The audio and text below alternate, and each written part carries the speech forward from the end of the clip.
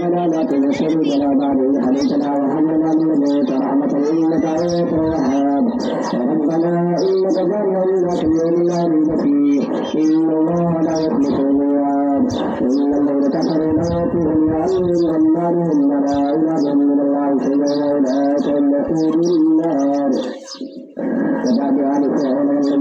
فمن كذب بآياتنا فأخذهم الله بذنوبهم والله شديد العقاب قل للذين كفروا ستغلبون وتحشرون إلى جهنم وبئس المهاد قد كان لكم آية في فئتين فئة تقاتل في سبيل الله وأخرى كافرة يدعون المسلمين رأي الليل والله يعيد بنصره من يشاء إن في ذلك لعبرة لأولي الأبصار زين للناس حب الشهوات من النساء والبنين والقناطر المقنطرة من الذهب والفضة والخيل المسومة والأنعام والحرث ذلك متاع الحياة الدنيا والله عنده حسن العباد قل أنبئكم بخير من ذلك للذين اتقوا عند ربهم جنات تجري من تحتها الأنهار خالدين فيها وهذا جنة حرث ورضوان من الله والله بصير بالعباد الذين يقولون ربنا إننا آمنا فاغفر لنا ذنوبنا وقنا عذاب النار الصابرين والصادقين والقانتين والواقفين والمستغفرين بالأسحار شهد الله أنه لا إله إلا هو الملائكة والعلم قائما بالقسط لا إله إلا هو العزيز الحكيم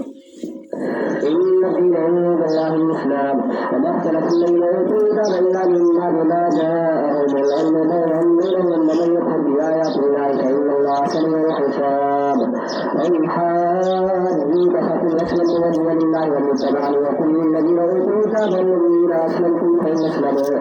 فقد اهتدوا وإن تولوا فإنما عليك البلاغ والله بصير بالعباد إن الذين يكفرون بآيات الله يقولون الذين بغير حق ويقولون الذين يأمرون بالقسط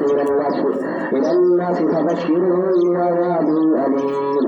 أولئك الذين حبطت أعمالهم في الدنيا والآخرة وما لهم من ناصرين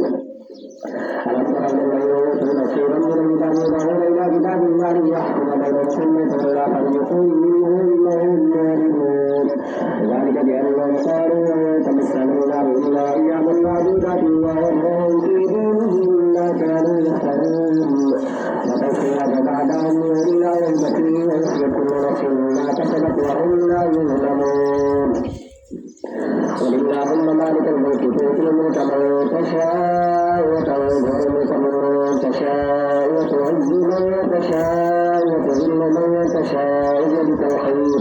إنك على كل شيء قدير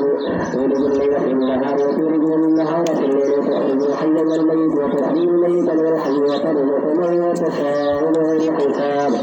لا يتخذ المؤمنون الكافرين أولياء من دون المؤمنين ومن يفعل ذلك فليس من الله في شيء من الله وتتقوا منه التقاة ويحذركم الله نفسه